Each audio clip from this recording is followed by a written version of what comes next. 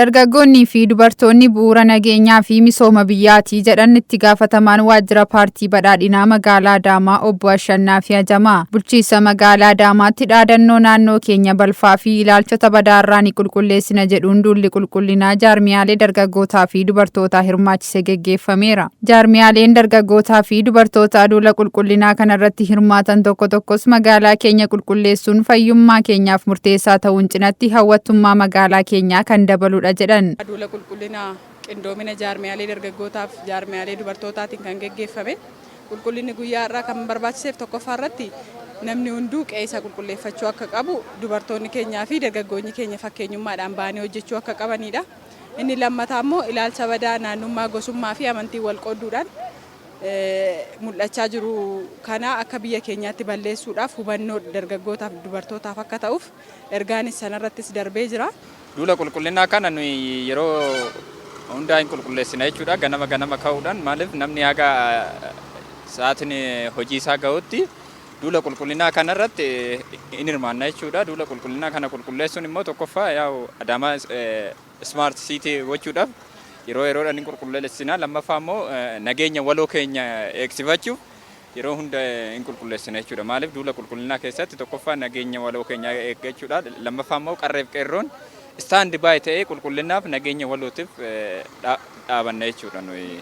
Itti gaafatamaan liigii dargaggoota magaalaa Adaamaa dargaggoo Liifan Girmaa jaarmiyaan dargaggootaa fi dubartootaa magaalaan keenya caalmaatti hawwattuu fi qulqulluu akka taatuuf waliin ta'uun duula qulqullinaa kana walitti fufinsaan geggeessaa jiraachuu himan. Guyyaa har'aa qindoomina jaarmiyaalee dargaggootaa fi dubartootaan dhaadannoo naannoo keenya balfaa fi ilaalchota badaa irraa nu qulqulleessina jedhuun dargaggoonni fi dubartoonni magaalaa Adaamaa haala ho'aa ta'een magaalaa isaanii qulqulleessaa jiru. Kaayyoon guddaan duula qulqullinaa kana tokkoffaa magaalaa keenya magaalaa Adaamaa magaalaa durumallee magaalaan Adaamaa magaalaa hawwattuu fi qulqulluudha. Magaalaan kun ammas daraan akkuma maqaa ishii miidhagduu hawwattuu fi keessattuu giddugala turistii giddugala konferensii waan taateef magaalaa kana qulqullina ishii dargaggeessi magaalaa Adaamaa qulqulleessuuf kan bahe ta'uu isaati jechuudha. Kanaaf kana keessatti maaltu jira?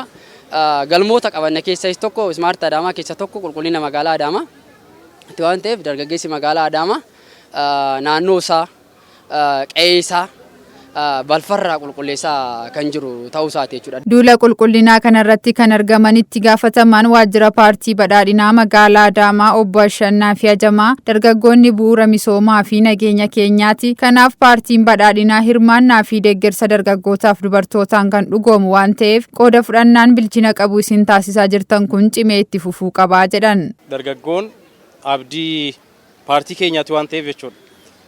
Paartiin keenyas dargaggeessaa ilaalchi isaa dargaggeessaa, gochi isaas dargaggeessaa. Kanaaf dargaggoota wajjiniin hariiroon jiru baay'ee gaariidha. Akka magaalaa keenyaattis ilaalchi dargaggootaaf qabnu dargaggoonni keenya bu'uura nageenya keenyaati, bu'uura misooma keenyaati, bu'uura inisheetiivii keenyaati, bu'uura waan hundaati jennee amanna. Kanarraa kaanee isin faana hojjechuudhaaf yoomiyyuu qophii guddaa qabna. Egaa akkuma amma asitti argaa jirtan galmoota akka magaalaatti qabamanii hojjetamaa jiran keessaa tokko inisheetiivii qulqullinaa fi magariisummaa magaalaati. Inisheetiiviin qulqullinaa fi magariisummaa magaalaa hirmaannaa fi qooda fudhannaa hawaasaatiinidha kan inni dhugoomu. Dargaggoonni immoo fakkii hawaasa bal'aati.